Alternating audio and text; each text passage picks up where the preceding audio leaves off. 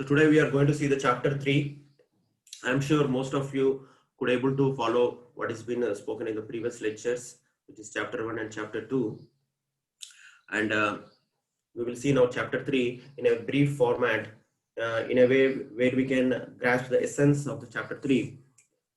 It takes good amount of time to go in detail what chapter 3 is speaking, but as an overview, we can speak it for a time period of around 45 minutes to 1 hour. We'll try to see what chapter 3 is going to offer to all of us. We have seen in the chapter 2 that how Krishna, after accepting the surrender from Arjuna, who got bewildered on the battlefield and was unable to decide whether to fight or not to fight, in such situation, Krishna started revealing this message, beginning with the topic on the soul. He spoke elaborately on the concept of soul, where he has trashed all the understanding of Arjuna, where he is thinking that all these people who are there on the battlefield, they're no longer going to exist after they have been killed. So this idea Krishna broke by bringing the concept of soul, where he said that Natvevaham jatu nasham natvam neme janadipa na chaivana bhavishyamaha sarve vayam ataparam. Like this, many verses where Krishna is telling that there was never there a time when nor I, nor you, nor all these kings existed, nor will there ever be the time they will ever cease to exist. It means that we are all eternal, we are all spirit souls. There is no end for us. The end, what we see, that is only the end of the body. So that topic very elaborately Krishna discussed in the second chapter. Then he moved on to encourage Arjuna to fight, saying that as a Kshatriya you must fight, and if you do not fight, people will defame you. And he also said that for Kshatriyas, this is a great opportunity, even if they want to enjoy, because if they win, they will enjoy this kingdom on this earth. And suppose if they die in the battle, definitely they will be attaining the heavenly planet, where also they can have a very comfortable life. So that way Krishna started encouraging Arjuna on the platform of Karma Kanda, means where there is a deep desire to have some sense enjoyment. So later Krishna moved on to the platform of duty, where Krishna urged Arjuna to fight, because it is a duty of a Kshatriya. When the battle comes, he should never refuse. And later Krishna introduced Buddhi Yoga in the 2.41 onwards, where he tells that the Buddhi Yoga is ultimate. And Buddhi Yoga, where Krishna is telling that if a person is able to act on this platform, he will always remain satisfied in spite of being engaged in all kinds of activities. So there, the topic of Sita Prajna comes, where Arjuna asks the question, so what is the symptom of a person who is on that platform? So there Krishna explains in detail what are the symptoms of that person. So like that, section goes forward, and still Krishna urges Arjuna to fight. So here at the end of this second chapter, Arjuna falls into a dilemma, thinking that when Krishna proposed the concept of Buddhi Yoga, that is working on the platform of knowledge, he thinks that giving up the battle is what Krishna is advising. But Krishna categorically again mentioned that he should fight. So he was a little confused. So when Krishna is telling that Durena Avarham Karma, the words in the second chapter 2.49, where Krishna is telling that keep away all abominable activities, Buddhi Yoga Dhananjaya, by the engagement in the Buddhi Yoga. So Arjuna considered this war, which is involving violence, he considered it as a abominable activity. So he thought that that should be given up. So now he raises a question in the third chapter that Arjuna, Krishna, you have told that I should act on the platform of knowledge, but why you are again requesting me to fight? So I'm a little confused. Can you kindly clarify this? So this we see in the first and second verses of the third chapter. So that's how this third chapter begins. And here we have made a short abbreviation for this chapter so that we can easily remember what this third chapter is going to offer to all of us. This acronym called TREE, this is how we have formulated this chapter, so that we can able to easily remember and able to recollect what the third chapter is going to talk about. So the first lesson we see in the third chapter, that is the T. So the T stands for Tyaga, renunciation or work. So there are two options for a person in this world. One is to do action, another is to withdraw from action. So Arjuna considering that not acting.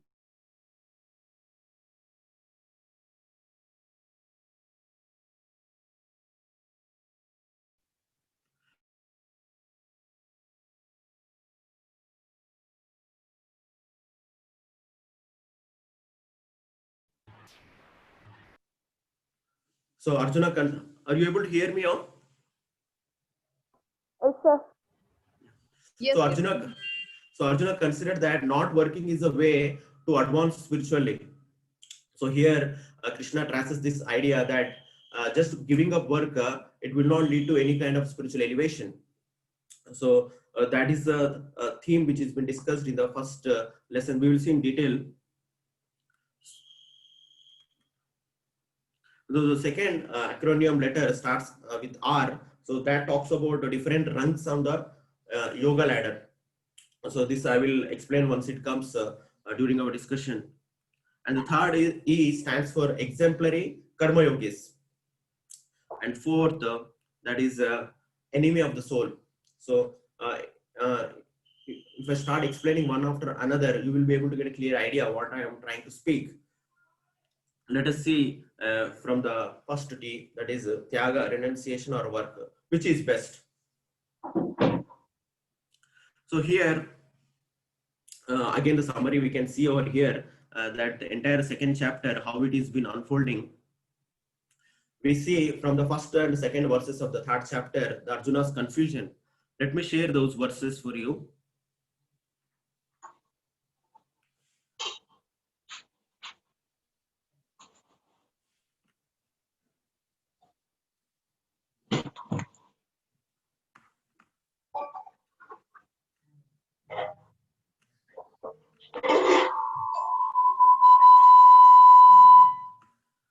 We can see in the first verse translation, we can see that Arjuna is saying, "Oh Janardana, oh Keshava, why do you want to engage me in this ghastly warfare if you think that the intelligence is better than fruitive work?" And he goes on to say, "My intelligence is bewildered by your equivocal instructions. Therefore, please tell me decisively which will be most beneficial for me." So here we can see that clearly Arjuna got confused by the teachings of Krishna in the second chapter. Now he wants a very distinctive and very clear answer from Krishna for his queries. So you're able to see the screen? Yes, sir. Yeah. Yes, So this is how the chapter has begun. And later on, we can see from the 3rd to 16 verses of this chapter, where Krishna is saying that just by renunciation, just by giving up the activity, you will not attain any good spiritually. So, and also is telling that it is not possible for you to become inactive because soul is always active. Soul cannot remain inactive. Nahi kaschit chanamapi jatu tishtati akarmakrit karyatehi avasha karma sarva prakriti jair gunair. We see in the fifth verse of this chapter where he is saying that a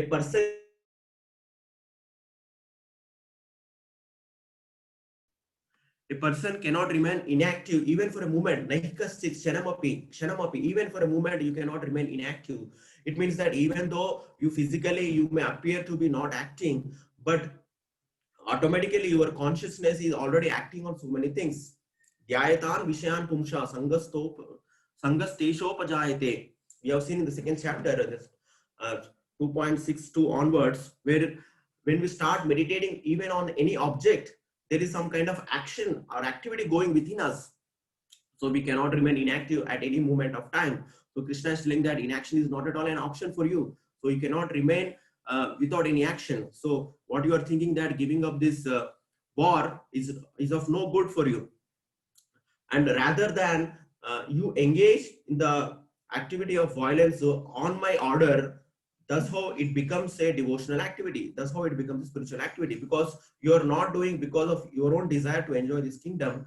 Rather, you are doing on my order. So that is called Nishkama Karma Yoga.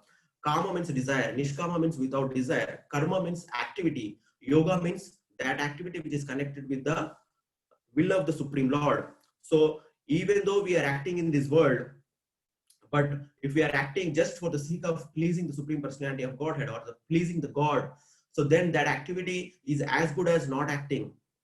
So that also we see in the second part of this chapter. And then we see that Arjuna wants to know that are there any people who acted on that platform previously? Whatever you are saying, Krishna, that acting with knowledge and without desire and without attachment is the most superior thing. But I want to know, are there any people who acted in the past? So Krishna there gives several examples. He quotes Janaka Maharaj, and he quotes himself, that saying that Name partasti kartavyam trishu lokeshu kinchana nana vaktam avaptyavyam varta evacha karmani. Krishna is giving his own example, saying that I do not have any duty to perform, nor do I want anything to achieve in this world, but still I am engaged in all kinds of activities because to set a right example. So even though the person who is in the spiritual line, even though he has become completely detached and he is not at all interested in any of the activities of this world, still he engages himself in the prescribed duties of his varna or ashrama, whichever he belongs to set a right example for others. So there Krishna quotes the verses saying that how a leader acts, that's how the other people will follow. Yada, there Krishna is telling that whatever the leader does, the other common people will follow. So to set a right example for the common people, you must do your duty. You should not give up just because you are detached and just because you are very compassionate and just because you want to execute my order. It is not that just giving up this activity is good for you. Rather, even though you are internally detached, but externally you should act. That sets the right example for other people to follow. And there, the last topic of this chapter, where Krishna, Arjuna asks that, yes, I understand, Krishna, what you are telling is very good, and I definitely would like to act on that platform. But there is something within me. There is something within me which is unknown to me, which is forcing me to act sinfully. Atakkena prayuktoyam papam charati purusha anichchanapi varsneya baladiva niyojita. So Arjuna is saying that Anichchanapi varsneya, even though I don't have any desire to do sinful activity, but there is something force which is inside me, which is forcing me to act sinfully. Even though I have knowledge, but I am not able to restrain myself from doing sinful acts. So what is that force? So there Krishna elaborately explains that what is that. So Krishna explains there the main enemy of a person who wants to advance on the spiritual platform is lust, that is kama. This is the main enemy which is blocking our progress on the path of spirituality. And Krishna gives a detailed explanation that how this lust is born and where is the lust sitting in our existence, and how one can conquer that lust. So that's how this chapter ends. So that is a brief of this chapter. So what you can take away from this chapter is that Arjuna's confusion whether to work or not to work, since he thought that Buddha Yoga is giving up work. Krishna openly said that no, you cannot have that option. You must do your activity. And he also cited some of the examples that who acted previously on that platform, and he has given his own example that how just by acting on this platform you can be spiritually enlightened. And also he spoke on the topic of lust, where Arjuna asked a question that what is the thing which is blocking us on this progress. So that is lust. So there is one more slight introduction or the topic called mutual cooperation with other living entities. There it comes like yajna. Yajna means sacrifice. Like we have electricity and water connections to our house, we regularly pay the bills so that those connections will not be disconnected. So similarly, in this world, whatever things we are receiving for our existence, they're all being supplied and managed by different personalities who are being empowered by the Supreme Lord. So we need to have a sense of reciprocation, a sense of gratitude to them by performing yajnas, by performing sacrifices. So there Krishna brings out the topic of how by mutually cooperating with demigods, those who are the suppliers of all the necessities for the human life, we can lead a very happy life even in this world. At the same time, we can also practice spirituality. Let us see how it goes further. So as I said, there are two classes of people where Arjuna wanted to know that whether giving up work just by based on the knowledge, whether I can progress, and other people who wants to do activity, and that's how they want to progress on the path of spirituality. So this is what Krishna also confirms in the third verse, saying that there are two kinds of people. One wants to perform the Sankhya Yoga or Jnana Yoga, which is um, a study of the Vedanta and the speculation of the knowledge. Their activity is not much involved, and whereas other people, those who are mostly attached to work, doing work, so they want to progress through the mode of working. We say that they are called karma yogis. So ultimately, the destination reached by both of them is, though it is same, but the path which has been endured during the course is very, very different, and has got different challenges. So the Krishna is saying that until unless one comes to the state of purified consciousness, until unless one reaches the state of complete sense control, complete satiation from the material attachments, he cannot take up to the Jnana Yoga. So Krishna is urging, because Arjuna had a desire to win the kingdom, or to enjoy with his own kinsmen, those who are present on the battlefield. So it reflects that Arjuna needs some kind of purification. So because his heart is not completely purified and he got bewildered by seeing all the things on this battlefield, definitely he needs to perform his activities. So that's what Krishna is telling here, that one with an impure heart should perform prescribed activities for the purification of the heart. This is explained 13 verses. So this is the first section where Krishna is telling that until unless a person is purified, he should not give up his activities. So suppose if a person immaturely gives up activities, thinking that I'm renounced, thinking that performing these duties which are assigned to me as a part of a social member of a family or some ashram. So if he thinks that way, that these duties are very burdensome and I want to give up these duties, and that's how I can spiritually grow myself. So Krishna is telling that that is never going to happen. You can see here in this picture that though these people appear to be sadhus, but they are engaged in activities which are not really meant for a sadhu to engage. For example, he is involved in smoking, other people are playing. So this shows that, so immature renunciation without having a completely controlled senses and mind, one cannot take to sannyasa. One cannot take to sannyasa order. So that will become futile over a period of time. Ultimately, they will fall down and they will start engaging in all kinds of activities which are not really at the stage of renunciation. So that's why Krishna is telling in the 5th verse, as I mentioned previously, that nahi kaschit chanamapi jatu tishtati akarmakrit karyatehi avasha karma sarva prakriti jairgunair. So there Krishna is saying that not even for a moment you can remain inactive. You are forced to act according to the modes in which you have been brought up. So it is something beyond you. So it means that you cannot really control your nature of acting in this world. So inaction is not a practical solution. So Krishna is trying to link here with this, saying that if a person with impure heart renounces prescribed activities taking to Vedic karma sannyasa, he reverts to material action. For such a person cannot remain inactive. So that's what Krishna clarified in the 5th verse. And he goes on to say that karmendriyani samyamya ya aste manasa smaran indriyarthan vimudatma mityacharasa uchyate. Suppose if a person gives up externally all activities in this world, but internally he's meditating on enjoying those objects or the activities, so that person is called mithyachar. Mithyachar means he's a pseudo renunciant. Externally only is renounced, but internally he's very deeply longing for this kind of enjoyment. So that kind of renunciation will not be of any good.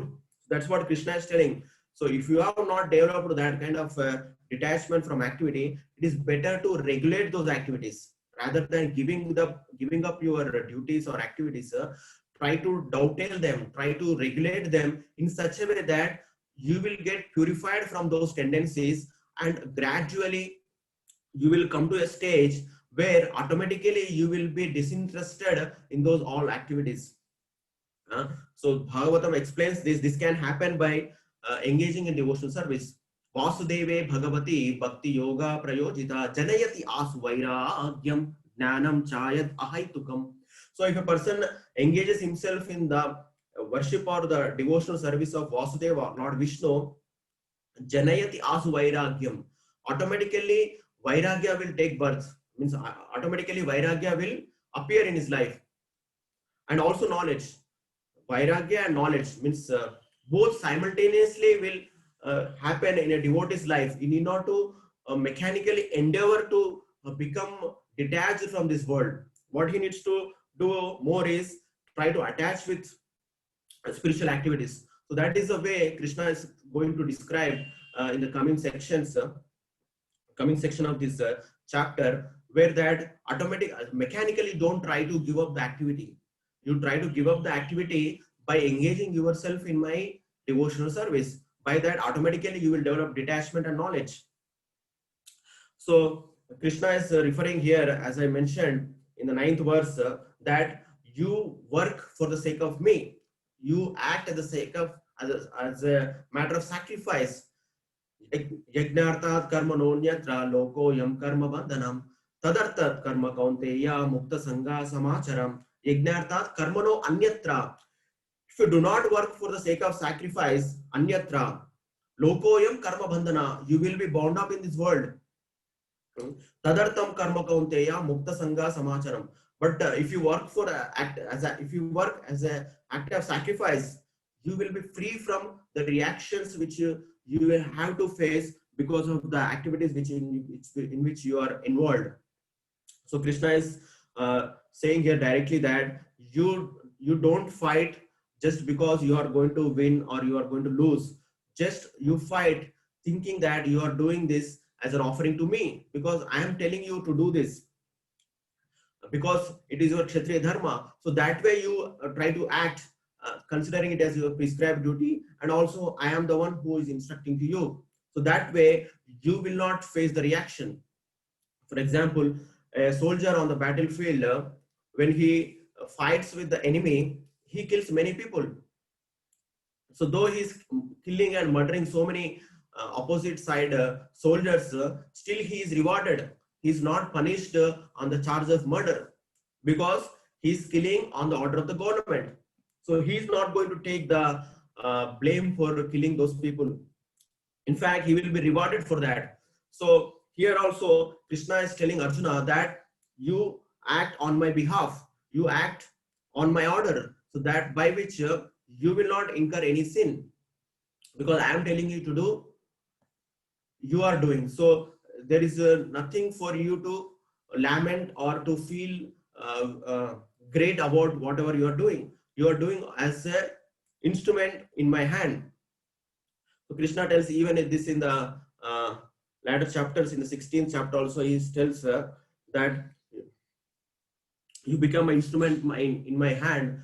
That's how you can conquer all these people, and you can enjoy this royal kingdom. So next we see various rungs on the yoga ladder. What is it all about? What does it mean here? I just try to say here a few words. Beginning from the animal life, you can see at the bottom, what is this animal life? Animal life means where there is no restriction, where there is no regulation, and where there is no rules and there is no ethics. So just like an animal, you can see a stray dog or any other animal, they act based on their instincts. Whenever they feel like eating, they go and eat. Whenever they want to feel like mating with the opposite sex, they go and mate. And they don't consider whether it is my wife or whether it is my daughter, or when I'm taking the food, that food has been offered to me or it belongs to somebody else. It doesn't worry all that thing. It just grabs from wherever it gets, or even it snatches from other dogs. So that is called animal life. Wherever if it feels like sleeping, it just goes for sleep. So it is just based on the sensual drive. There is no regulation in its life. So if a human being also acts on this platform, means there is no regulation in his life, and he don't have any kind of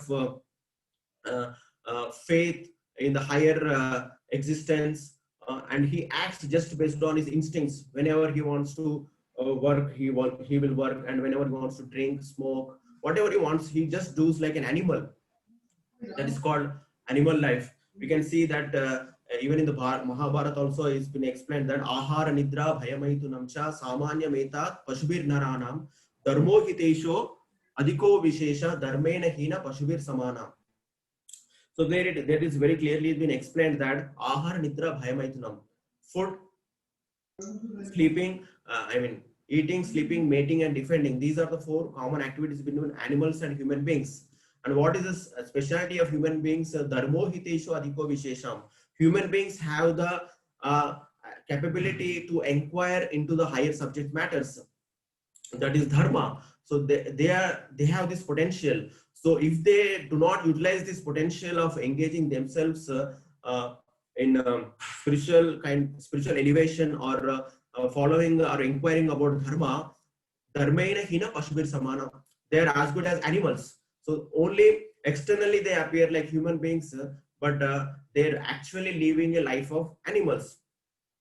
So to bring this animalistic human society to a line where they can gradually progress on the path of spirituality, this Karmakanda section of the Vedas is been prescribed.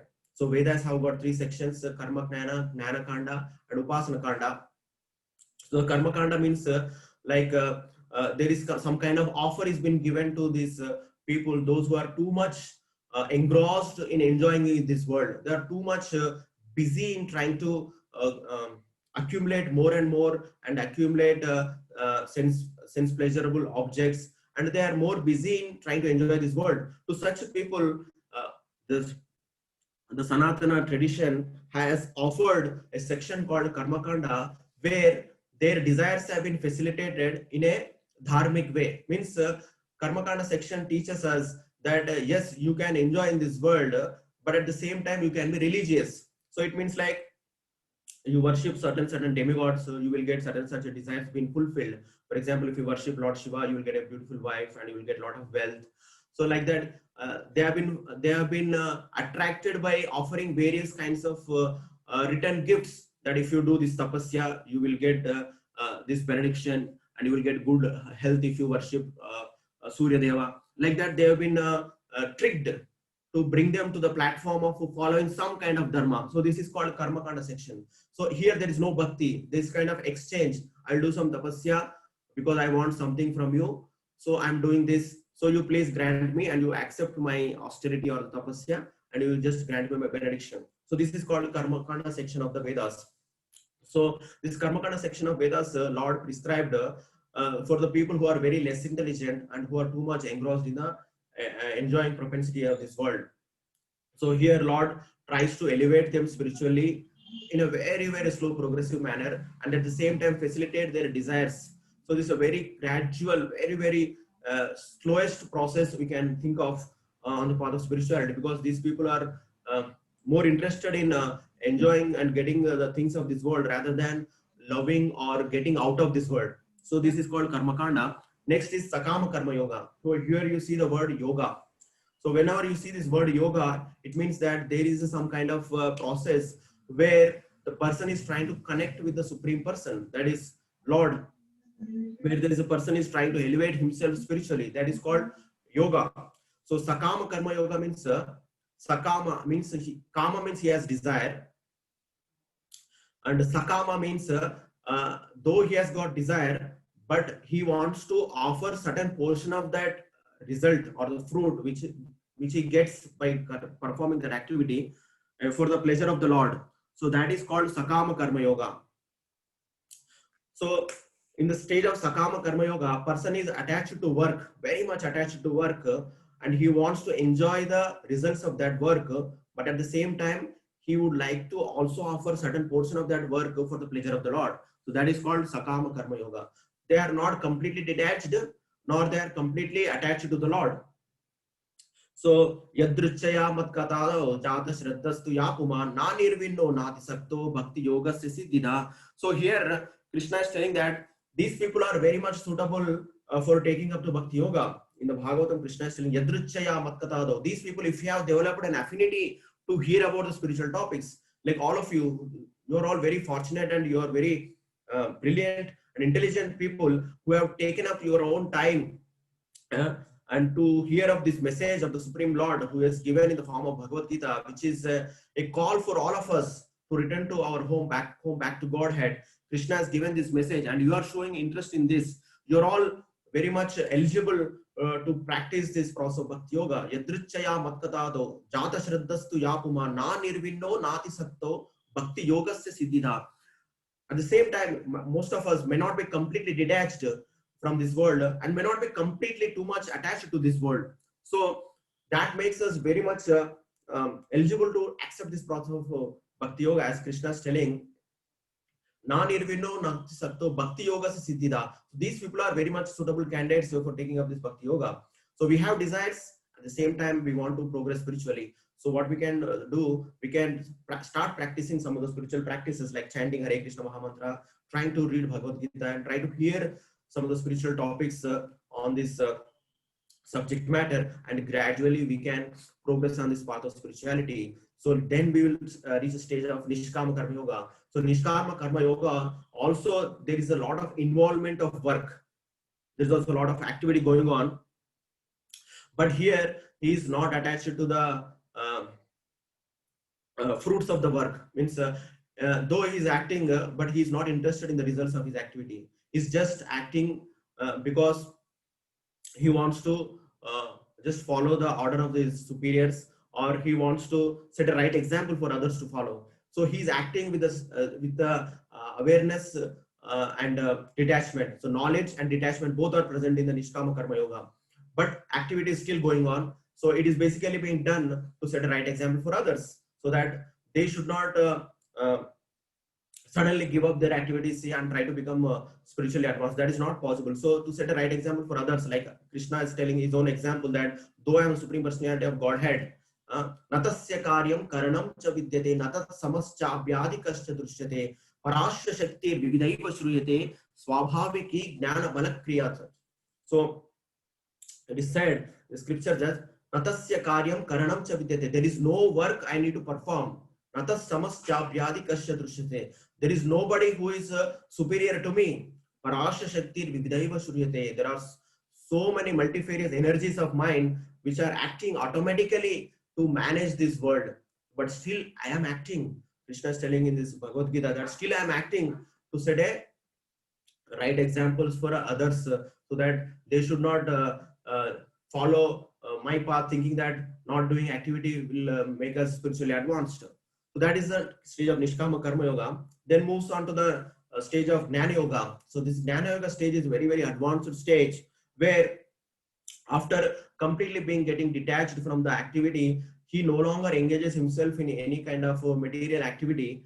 Rather, he focuses more on the knowledge part of scriptures, and he gains so much knowledge that just by acquiring that knowledge, he becomes self-satisfied, and that's how he attains a stage of Brahma Nirvana. Means like he attains a stage of understanding the Supreme Lord as a Parabrahman.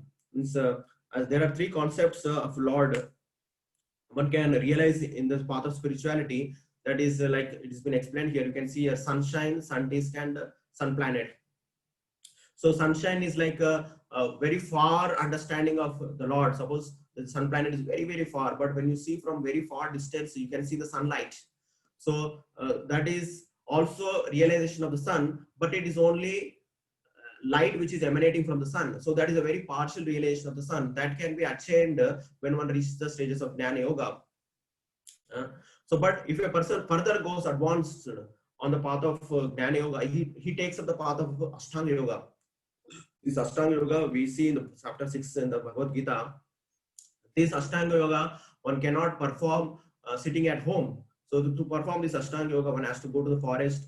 By this time, he should have already conquered his senses, and he should have already controlled his senses, and he has become completely detached from the family and society and everything. Then only he can take to the process of Ashtanga Yoga, and that needs to be performed in a secluded place where he meditates on the Paramatma, the Paramatma form of Supreme Lord within his heart, and there he gets realization of the Paramatma within his heart.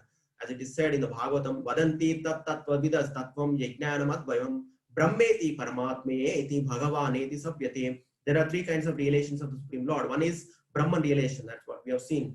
Understanding that the Supreme Lord is all pervading and he is present everywhere, that is Brahman realization. Next is Paramatma realization, that is understanding that Supreme Lord is present in every human, every living entity. Sarvasya chaham hridisanni vishta. I'm sitting in every heart, in every jiva. So realizing that Lord is present in every living entity, that is a stage of Paramatma realization that can happen at the stage of Ashtanga Yoga. And Bhakti Yoga, that is a culmination of all these yogas, where one understands that the Supreme Lord is not just all-pervading personal, all-pervading nature, or nor is just Paramatma who is sitting in his everyone's heart. Rather, he is a individual person. He is a person with his own choice of existence, and he has got his own taste, and he has got his own likings, dislikings. He's like all of us. He's like all of us in the sense that he's an individual person, but he's not like all of us in the sense that like we are. So he's Param Brahman, Param Brahma, Parandama, Pavitram, Paramam, Bhavan, Purusham, Shashvatam, Divyam, Adi Devam, Ajam Vibhum. So Arjuna says this in the coming verses, the 10th chapter, it says Param Brahma, Parandama, Pavitram, Paramam, Bhavan. Krishna the Supreme, and he is the purest, and he is all noble, and he is the Purushottama, and he is the oldest person. But at the same time, his complexion and his stature is very young.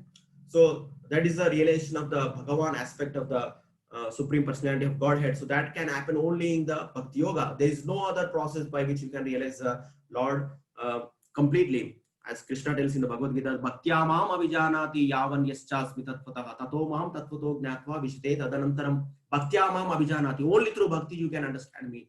So this entire Bhagavad Gita is trying to drive Arjuna to an understanding, final understanding that the bhakti is the supreme most occupation for every person. There is nothing more superior than bhakti. So to bring to that conclusive understanding of Bhagavad Gita, Krishna is gradually building a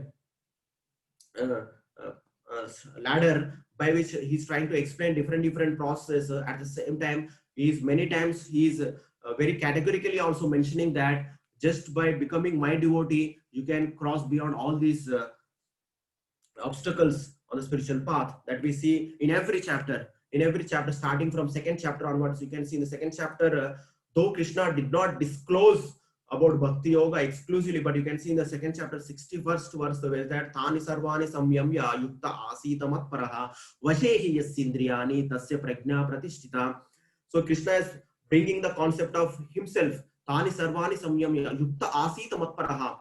So by controlling your senses and engaging your senses in my service, you can conquer your senses. That's how you can progress on the path of spirituality. So he's giving hints at different places in every chapter that ultimately Krishna wants to give one message, that Sarvadharman Parityajya Mamekam Sharanam Braja Aham Tvam Sarva Papebhyo Mokshashyami Ma Suchaha. This is the message Krishna wants to drive in the entire Bhagavad Gita. But people may not be able to readily accept this conclusive statement from Krishna. So Krishna builds up a complete 18th chapter process of question and answer dialogue, and ultimately Arjuna surrenders to Krishna at the start. Sarvameta dhritam manye yanma vadasi keshava nahite bhagavan vektir vidur devana danava. Whatever you told is perfectly right, and I'm going to execute whatever you are telling. So like that, so Bhagavad Gita is progressing. So this is the ladder what is going to be taught, what is being talked here. So as I mentioned already, that animal life is unrestricted sense gratification. Karma kanda is regulated sense gratification, means he is still attached to this world, but he is enjoying this world in a dharmic way. So that is not really good. But sakama karma yoga, that is the beginning of devotional service. That is a devotee with selfish desires. He has got desires, at the same time he wants to be a devotee. And nishkama karma yoga means a devotee with no desires for personal interest. He's just acting as a set of to set an example. And ultimate above that is prema bhakti or bhava bhakti, where is completely in complete divine consciousness, where he feels there is nothing which beyond this. Yamlagvacha param labham manyate nadikam sukham. Yes means stitona dukkena guruna api vichalyate. So this is a stage where one attains, he thinks that there is no greater gain. Once he reaches this stage, he is not disturbed by even by any kind of problems or any kind of miseries which come in his life. So bhakti process, you can see the extreme left. This is like an express elevator, and any person who takes to the process of bhakti yoga can very fast, he can progress. So you can see here in animal life, without undergoing all these other yogas, karma kanda, sakama karma yoga, nishkama karma yoga, jnana yoga, without going through all this, so directly one can go back to prema bhakti in a very shortcut manner, that is called as association of devotees and surrender to devotees. Surrender and association of pure devotees is the shortest and surest way to progress on the path of spirituality. As it is mentioned in the Bhagavatam also, Durlabha Manushya Deho Dehinam Shena Bhangura Tatrapi Durlabham Manye Vaikunta Priyadarshanam. This human form of life is been attained very, very rarely. After getting this human form, if you are getting touch with the devotees, Vaikunta Priyadarshanam, if you are fortunate enough to get the association of the devotees, that is the much more rarest thing. And this association can open the doors of liberation. Prasangam ajaram pasham atmano kavayo vidusaiva sadhushu bruto moksha dvaram apavrutam. So once we come in the touch of the devotees, what happens?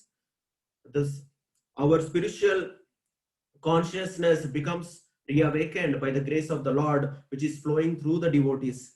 And that's how the moksha dvaram apavrutam means the doors for liberation are wide open for a person who takes the association of devotees. In their association, if they practices chanting and hearing of the Supreme Lord, then he can make a rapid progress up to the stage of prema bhakti, starting from sadhana bhakti and bhava bhakti, then to prema bhakti. This you will understand at the later stages when we will talk in detail about bhakti yoga. Whereas progressive yoga ladder, we can see this yoga ladder which has been mentioned in the middle is been prescribed by Krishna to Arjuna. Krishna is prescribing this to Arjuna to at least to act on the form of sakama karma yoga. So initially in the second chapter, Krishna talked about karma kanda, and he is now talking about sakama karma yoga, and he is also emphasizing that nishkama karma yoga is much better than sakama karma yoga. Means that act without desire and with knowledge. So that's how Arjuna's understanding is been developed by Krishna in the Bhagavad Gita. And whereas this last section, animal life, karma kanda, sakama karma yoga, nishkama karma yoga, jnana yoga, this you will see in the progressive stages of the Bhagavad Gita chapters. And this is a very, very long process, and it may take many lifetimes also if a person wants to go through all this process, jnana, ashtanga, and then conclusively understand bhakti. Bhagunam janmanam ante jnanamanam prapadyati vasudevam sarvamiti samahatma sudurlabha. So Krishna is saying that Bhagunam janmanam ante, if you want to go through this process of following various yogas, it will take many, many lifetimes for you to come to the conclusive understanding that Vasudevam Sarvamiti. So instead of that, there is a shortcut being given. Just accept the process of chanting Hare Krishna Mahamantra and associating with devotees, and regularly hear these spiritual topics on the subject of Bhagavad Gita and Srimad Bhagavatam, and then you can make a rapid progress. So from Karma Kanda to Karma Yoga, Krishna is trying to link here. He's saying that, but if you are not free from desire for the results of the actions, then you should still perform actions with desire, karma kanda, rather than giving up actions completely. By satisfying one's desires in a religious way, those who are attached will be purified. That's what I said. Like, even though you have desires, so you act in a dharmic way and try to offer some of the results. For example, if you are an employee whatever the money you get, some money you spend it for the preaching mission of this Bhagavad Gita, or engage or give it as a donation for the people who are spreading this message, or call some sadhus, or do some Sankirtana Yajna or some kind of spiritual program at your home and spend that money in that process. That's how you are also as also acting as a devotee. That's how you are a part of Karma Yoga or Sakama Karma Yoga, and gradually you can make progress. That's what Krishna is hinting to Arjuna, that if you have still desires, still you can be a devotee, but at the same time you can also engage your duties. So this is already has been explained, but again I will try to touch here what is been told in this context, starting from Vedas. Supreme Lord is a person who has been existing from the time immemorial, before this creation has come into existence. From the Supreme Lord's breathing have come Vedas, and from Vedas have generated prescribed actions, the different duties for different varnas and ashramas. Different social orders have come. For example, I'm a grihastha. As husband, I have a certain set of duties, and my wife as a mother to my children, she has got certain set of duties, and they have to be performed. As an administrator, as a king, he has got certain set of duties. So these all duties have been born from the Vedas. So one needs to perform those activities. So while and the course of discharging those duties, so we need to perform also sacrifices. We need to offer some returns to the people who are offering those facilities. That facilities which we accept and we offer something in return, that is called sacrifice or yajna. So for the example, in the Bhagavad Gita itself, it's told that Annad Bhavanti Parjanyo Yajna. What is that? Annad Bhavanti Bhutani Parjanyat Anna Sambhava Yajnat Bhavanti Parjanyo Yajna Karma Samudbhava. So it has been said as an example, is saying that we are all living, or we are all depending on the grains. Annad Bhavanti Bhutani. We are all sustained by eating grains. Annad Bhavanti Bhutani Parjanyat Anna Sambhava. But how these grains are coming? These grains are produced because of rains. Parjanyat Anna Sambhava. Parjanya means rains. Because of these rains, grains are produced. And how these rains are coming? Parjanyat Annad Bhavanti Bhutani, Annad Bhavanti Bhutani Parjanyat Anna Sambhava Yajnat Bhavati Parjanya. By performing yajnas, by performing certain set of sacrifices, Yajna Bhavati Parjanyo, these rains are coming. So these rains are basically been administered by Lord Indra, who is in charge for this material universe in terms of managerial affairs of necessities for the human beings and other living entities. He is the person who is administering it. So if we perform some activities which are pleasing to these demigods as a token of our gratitude, then they will be pleased and they will shower the rains. So that's how between the humans and demigods, with the mutual cooperation, we can live happily. So that's how we can see here this raining clouds, Parjanya, and that's how the grains are being produced, and the living entities can live in this world. So this is all interlinked. So we cannot exist independently without the help of other personalities who have been empowered in this world to manage or to run. Even in our own life, we cannot live alone in this world. Suppose there is no company which can offer me job, how I can generate money, how I can survive. Even if there is no money, somebody has to produce food, right? So somewhere or other we are all dependent on others. So that's why we pay taxes, we pay bills, we pay money in exchange for whatever we receive. Similarly, some things which we are receiving from this universe, like the sun, sunlight, heat, water, and land, for all these things also we need to repay some gratitude amount, that is by performing yajnas. It can be literally, it could be a fire yajna, which with smoke and other ingredients being offered into the fire.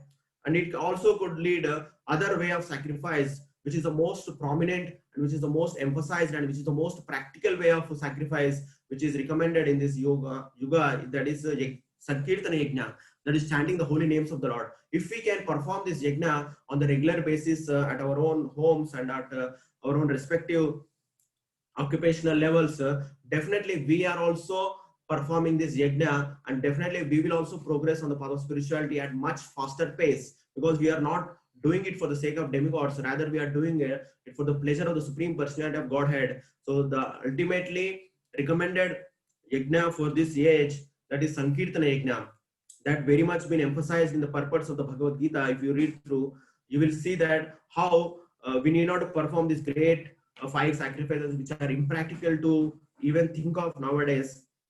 But the thing which we can all think of, which is very feasible and practical, that is just chanting the holy names of the Lord. Just by chanting the Lord's holy name, everything is possible.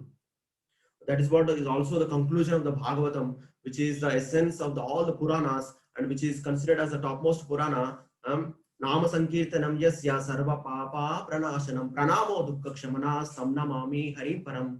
Nama Sankirtanam Yasya Sarva Papa Pranashanam Pranamo Dukkha Kshamana Samnamami Harim Param.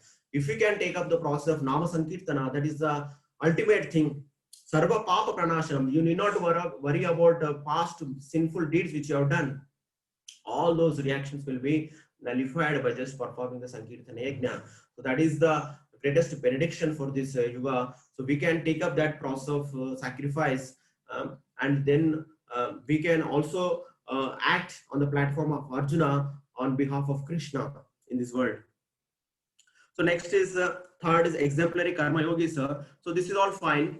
Krishna has explained to Arjuna. So then Arjuna wants to know, are there any people who performed this kind of activities and became successful on this path? So Krishna is going to give some examples. So Krishna is telling that there are 2 kinds of people. One is Indriya Rama, means one who wants to become satisfied by enjoying in this world, and other people who wants to become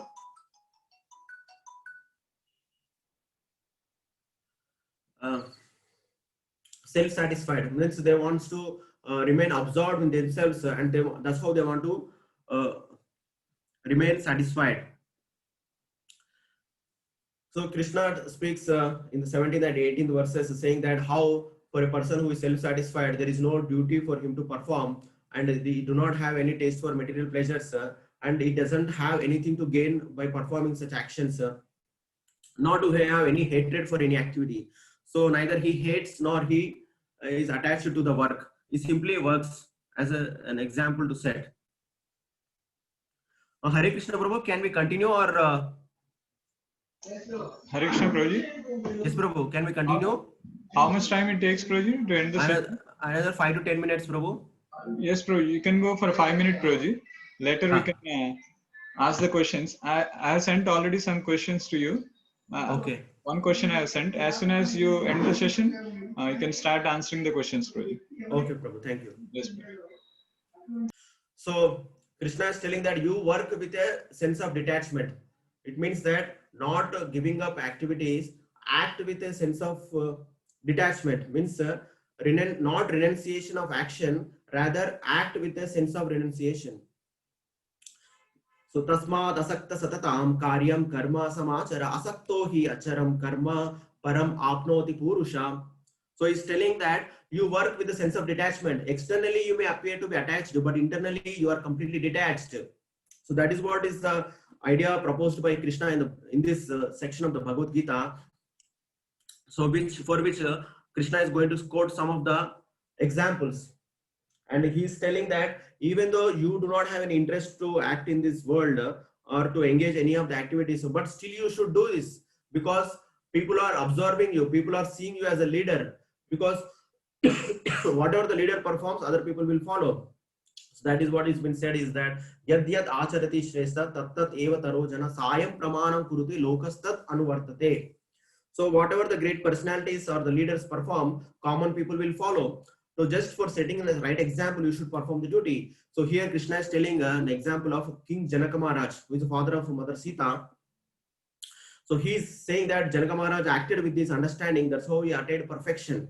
And later he also gives his own example in the 22nd verse, that Namam Parthastu Kartavyam Trishulokeshu Kinchana Nana Vaptam Avaptavyam Varta Evacha Karmani. Krishna is saying that I also do not have anything to perform in this world, but still I am also acting. I am also doing a lot of activity in this world, so that to set a right example for others to follow, by which they can also be elevated spiritually. So Krishna is telling in the 23rd and 24th that suppose if I myself do not do my activity properly, what will happen? If I fail to engage carefully in performing the prescribed duties, all men would suddenly follow my path. All these words would be put to ruination. I would be the cause of creating unwanted population. I would thereby destroy the peace of all living beings. So this never, and no leader wants to happen this. For that sake, just for setting an example, as a Nishkama Karma Yogi, you must perform your activity. So that's what Krishna told to Arjuna to encourage him to act on this platform by giving example of Janaka Maharaj and his own self. And he's also telling that do not disturb the people who are very much attached to the work.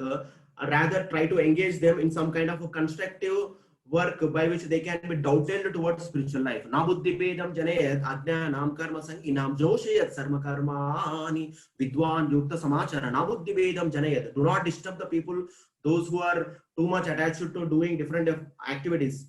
Ajnanam, because of the ignorance, they are too much attached to the work.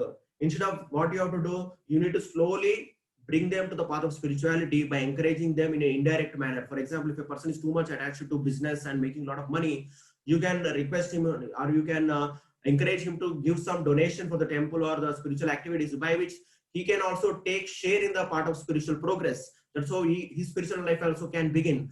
But if you tell him to completely become satisfied with his own earnings, whatever he has, and stop your business, so that person may not accept that. So instead of that, gradually you try to involve in the spiritual practices by which he can also be benefited by giving donation or by giving his own energy or by giving his own resources for the spiritual process or performing spiritual awareness programs. That's how he can be a part of the spirituality, and that's how he also can progress. So we should not disturb the people who are too much attached to the material world.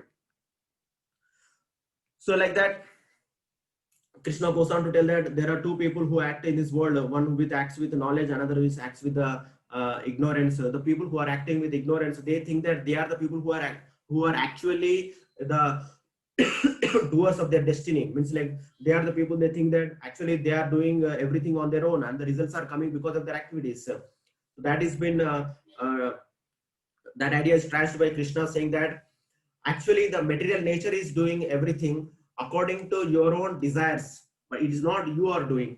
So prakrite kriyamanani gunai karmani sarvasya ahankara vimudatma kartaham iti manyate. So ahankara means because of the false ego, people think that they are the makers of their destiny, but that's not the fact. Actually, the material modes which are empowered by the Lord, they are enacting everything. You can see here the three people, they are making these two people fight or whatever the activity they are doing. So how these three people, these three modes act on us. You see that in the 14th chapter of the Bhagavad Gita, that how these modes control the people. It is not whimsically, rather it is because of the choice of the person who is acting that way. But whereas the person in the knowledge, he will not act in that way. So Krishna is ultimately, as I told you, at different sections of the Bhagavad Gita, is hinting that you surrender unto me. So that he brings even in this chapter also that Mai sarvani karmani sanyasya adhyatma chetasa nirashya nirmamo bhutva yuddhasya vigatachvara. Mai sarvani karmani sanyasya adhyatma chetasa.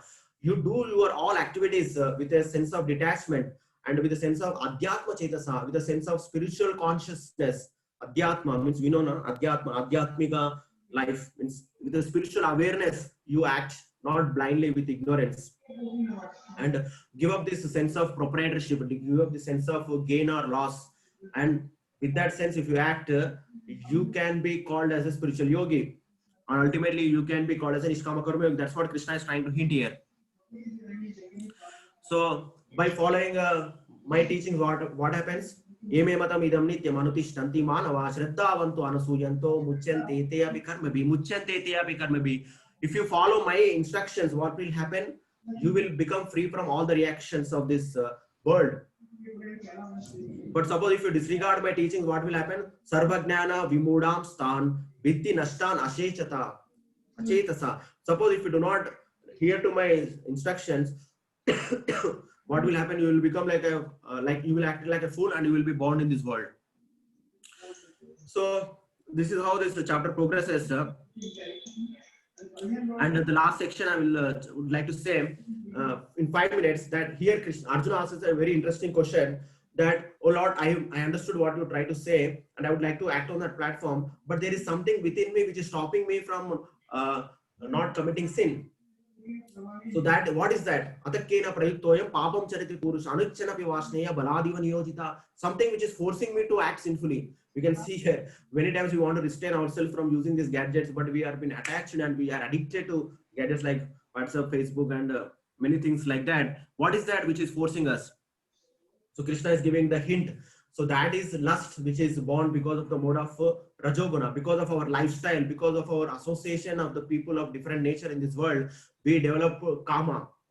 Kama esha, krodha esha, rajoguna samudbhava, mahashano, mahapapo, vidyena ihavairinam. What is that thing which is stopping us from taking up spiritual life seriously? That is lust. That is kama, desire to enjoy in this world. So that desire is coming because of our Rajoguna mode of living. Rajoguna means a mode where we have a lot of desires, where we work very hard to gain so much in this world. This basically boils down to the lifestyle of getting up, sleeping, what type of food we eat, and with what kind of job we are doing, and what kind of people we are regularly in touch with. So all these things will develop karma in our consciousness. And this karma covers our consciousness at different levels. Krishna talks about fire. You can read through this chapter if you get a free time, and you will understand that how there are 3 degrees of lust covering our consciousness.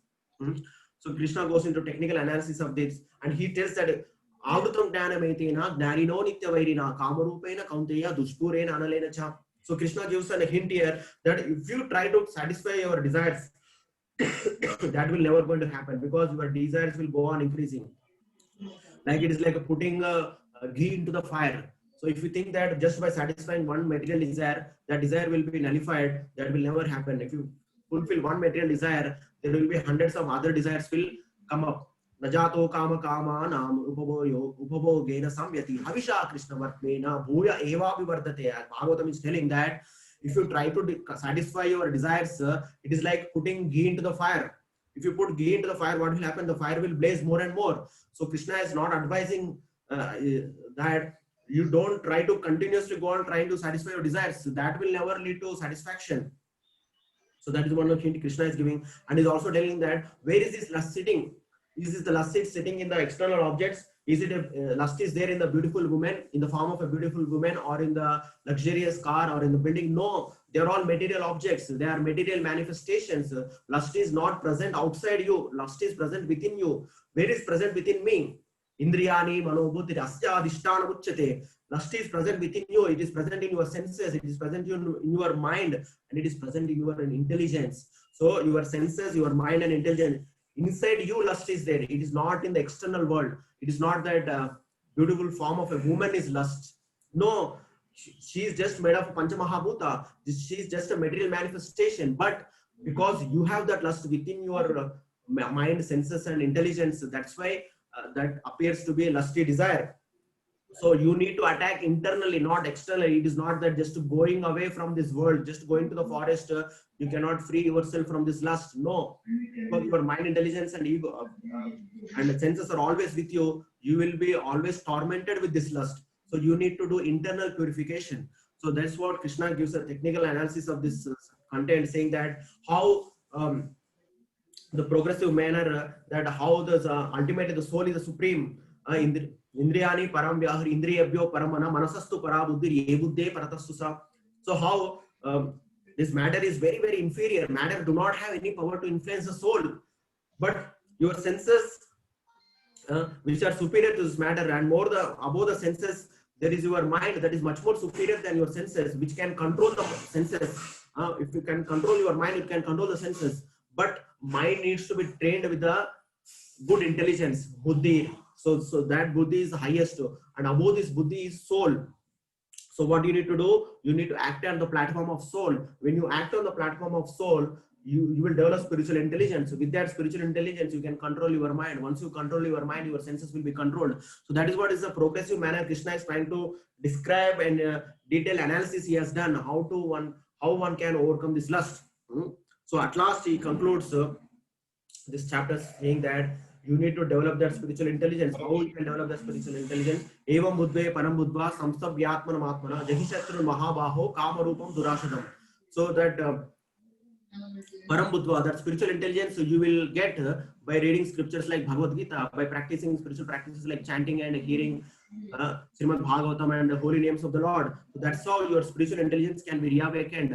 That's how you can conquer the lust. This is how the chapter ends. This is the last slide, and I'm very sorry because it's a very small time to explain this entire chapter and try to say a few words on this. And forgive me for any mistakes or any shortcomings in this presentation. Thank you. Hare Krishna. Thank you very much, Prabhuji, for very enlightening talk. We'll forward to questions, Prabhuji. Can I Yes, Prabhu. send questions or can I ask questions, Prabhuji? I think you can ask question, Prabhu. Again, I have to read through that. Yes. I will ask, Prabhuji. Just a minute.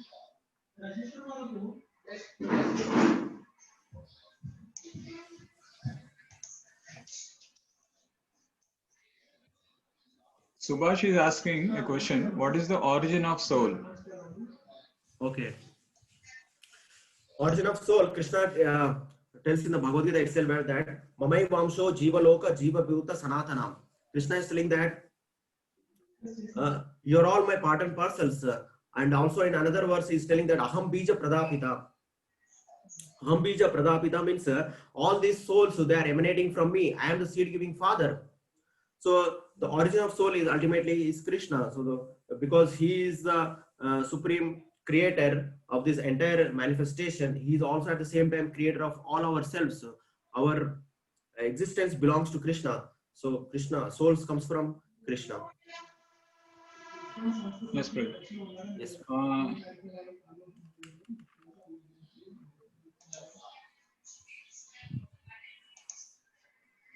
Shravanti Mataji, she wants to ask a question. I am unmuting, Prabhuji.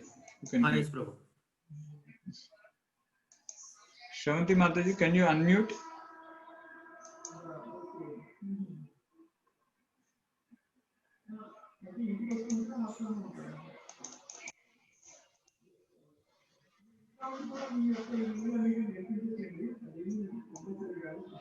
Oh.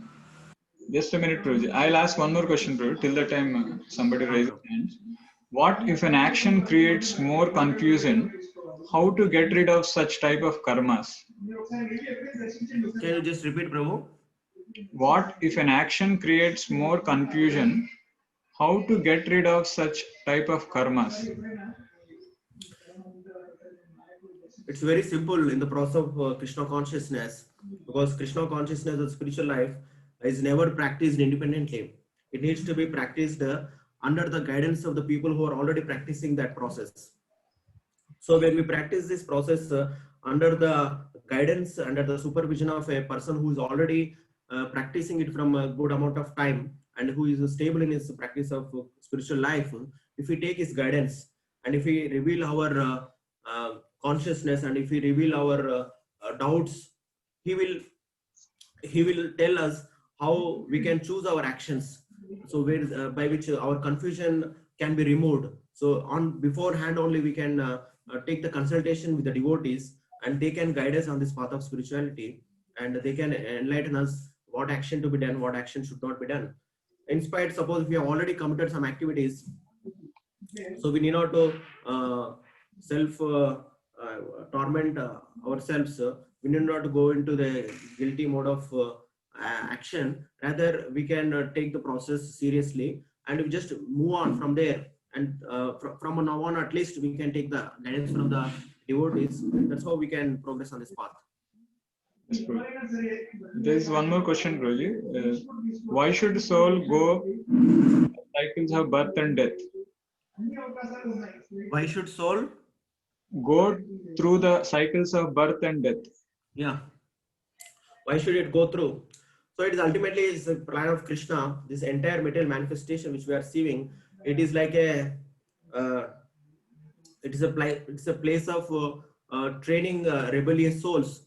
It's a place where Krishna wants to realize all of us that this place is not meant for us, and this place is not a place of permanent living. So in order to make a person realize time to time, Krishna made this process as Janma, Mrityu, Jara, Vyadhi.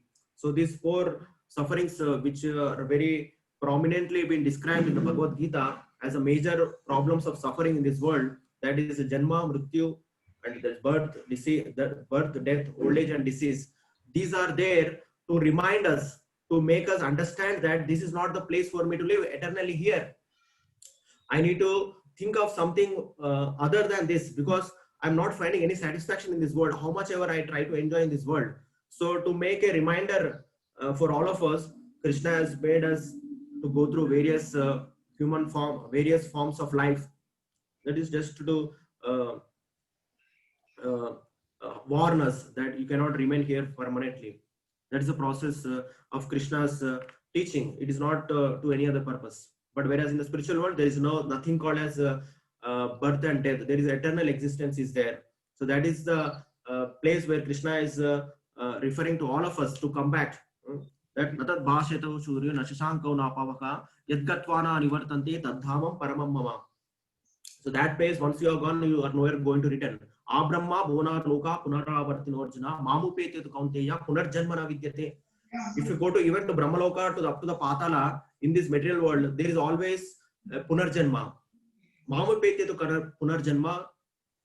But if you come to my abode, there is no punarjanma. You are not going to come back to this world. That's what Krishna is offering. So that we can choose that option. Krishna has introduced to this Janma, Mrityu, Jara, Vyadhi in this world. Yes, Prabhu. I'm unmuting Prabhu. Mataji, she wants to ask a question. Yes, Prabhu. Can you ask a question? Yes, Mataji, Hare Krishna. So nowadays youth are getting addicted to movies and bad habits and phone, no, sir? Yes. How to get rid of that, sir? So if you want to get rid of any bad activity, what we need to do is that instead of completely trying to isolate ourselves or trying to become inactive by giving up those things, will be very difficult at the beginning itself. So what we can do, we can introduce some positive activity within that. Suppose if you are attached to gadgets and movie and other things, you can add one more activity with that you want to spend some time of that addiction for some spiritual programs. Suppose if you are addicted to watching mobile and other things, you watch some lecture topics on Bhagavad Gita, Srimad Bhagavatam, or try to hear some kirtans or bhajans of Lord Krishna and try to chant one round at least in a day. So by developing some positive habits in our life, we can get rid of bad habits. So, but mechanically, if we try to all of a sudden try to stop, that's not going to happen, and that will not be permanent also, because after a few days again we will get back to our own old habits. So whatever the habits which are deep rooted, we need to deal with them in a gradual and in a very sensible manner by introducing some positive things in our life. That is like chanting at least one mantra, one round of Hare Krishna Mahamantra every day. That takes around 5 to 7 minutes. And what are the mobile time you are spending in that? At least some portion of the time initially you can try to spend on this Bhagavatam lectures, Bhagavad Gita lectures, and hearing kirtans, things like that. Gradually you need to reduce the amount of time you are spending on those gadgets, but it will not happen all of a sudden. It is a gradual process. Whatever is gradual, it will be permanent. Whatever is sudden, it will rebel back and it will come back with a much more stronger force. Yes, Prabhu. Yes, Prabhu. I just heard. Uma Mageshwari Mataji, she is asking, sir, will the soul ever attain a non-desirous state? If yes, what happens to the soul then? Will it have further births? As Krishna categorically said that that state is impractical, that is never going to exist, because the soul nature itself is active. By nature, the soul itself means conscious, it means active. So soul can never remain inactive. So inactivity is not at all option existing for the soul. But mechanically, one may try to become inactive, but that will not be sustainable for long. So that's why Krishna is urging Arjuna that you don't have option of giving up activity. Nahi kasit shanamapi jatu tishtati akarmakrit karyatehi avasha karma sarva prakriti jair gunair. Avasha karma, helplessly you will be forced to act. For example, at the same, if we are just not acting anything and we are just sitting, but inside our mind there is a lot of thoughts are going on. There is also action. So there is always activity going within us. So the inactivity is not possible, and that is not desirable also, because soul by its nature active, and instead of being materially active, we can become spiritually active. That's what Krishna is teaching in the entire Bhagavad Gita, that whatever you are doing, whatever you are eating, whatever you are working for, that do as an offering to me. Yat karoshi dadashnasi yat juhoshi dadat yat tapasyasi kaunteya tat kuru swamadarpanam. So whatever you have, or whatever the activity or engagement you have, do as an offering it to me. So by that you will free from karma bandhana. You will not be bound by the reactions of that. So very intelligent and very simple way Krishna is offering that you act in this world, but you will not be entangled in this world because you are acting for me. So that is a most practical thing rather than trying to become inactive. Yes, Prabhu. There is a question from somebody raised a question, Prabhuji. I'll unmute them, Prabhuji. Prabhu. Hare Krishna, please unmute yourself and you can speak the question. Hello. Yes. Yes, Mother. Hare Krishna. Hare Krishna Prabhuji. Yes, Mother.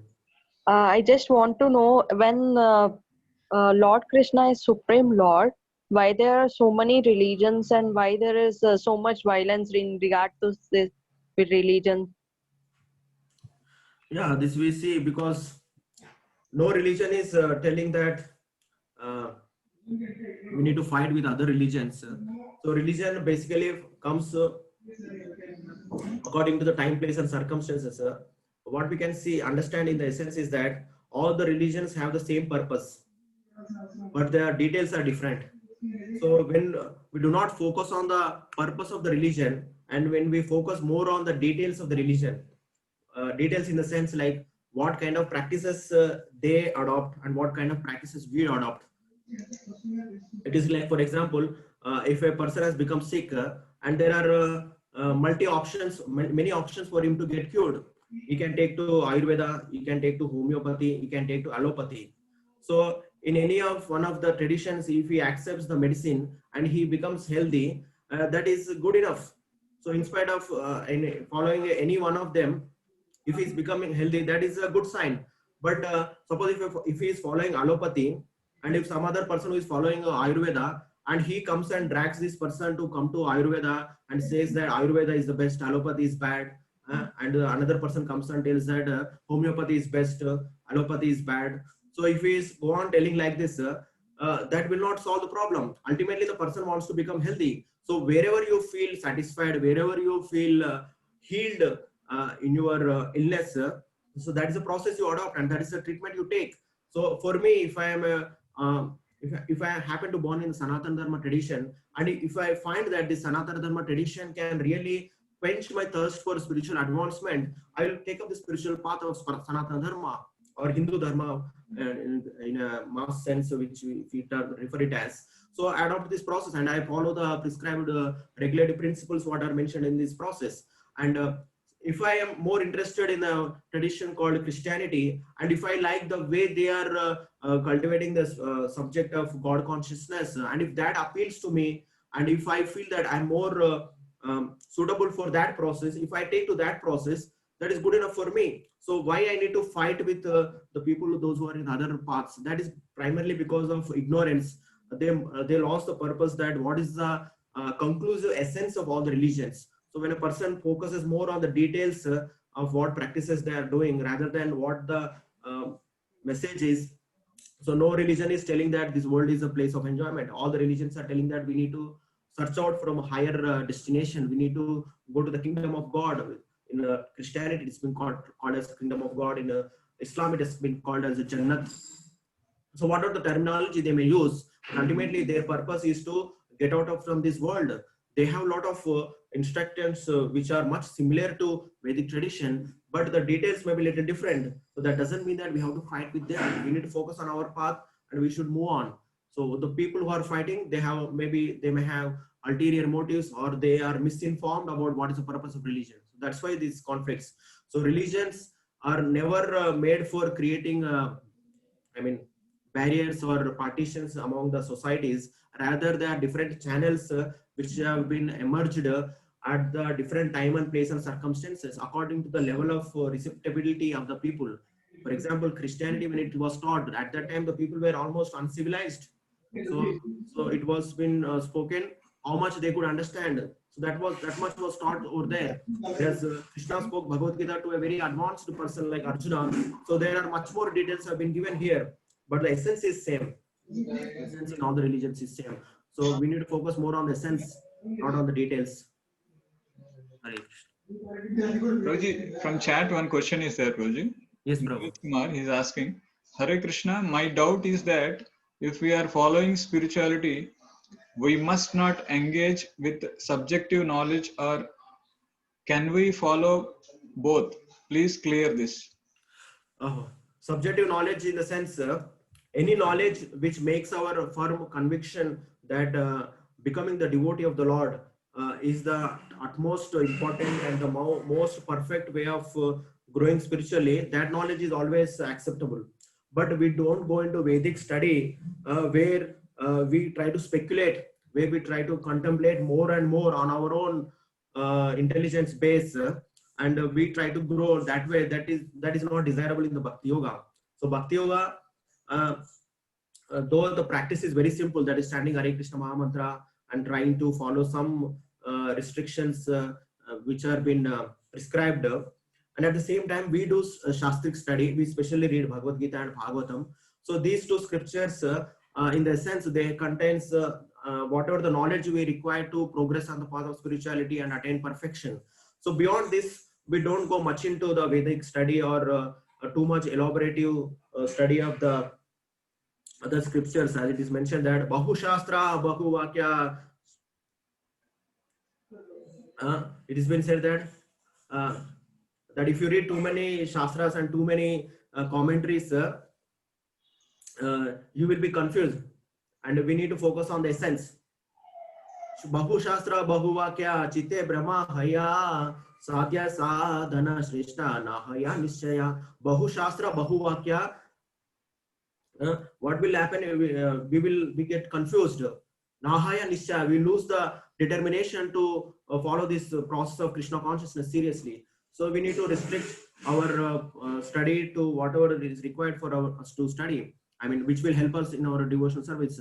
And if we are too much interested to read other commentaries and other traditions books, we need to take the guidance from our superiors, those who are in the same process, and accordingly we can even read them at a later stage when we are stable enough in our spiritual life.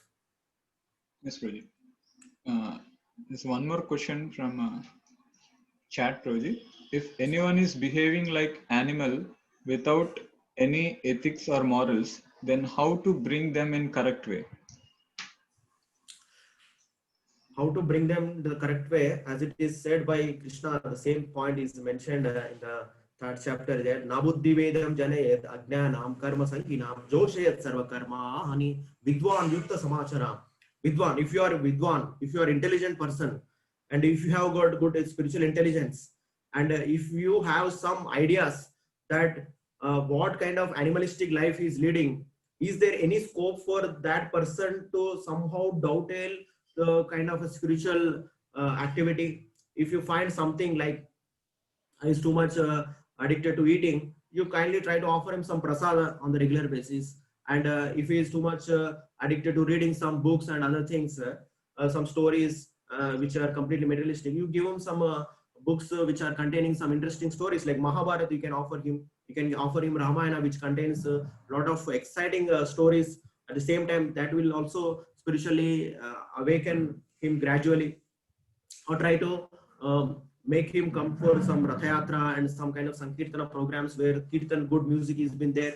So slowly we have to bring them to the track of spiritual understanding. It cannot happen instantly, and as much as possible we can pray for them, and we can chant for them some extra rounds if we are already chanting, and that's how we can impact them in a positive sense. And we need to deal with them more love and care in a way that how by becoming a devotee you can set an example that how a devotee is more lovable and more compassionate and more tolerable person.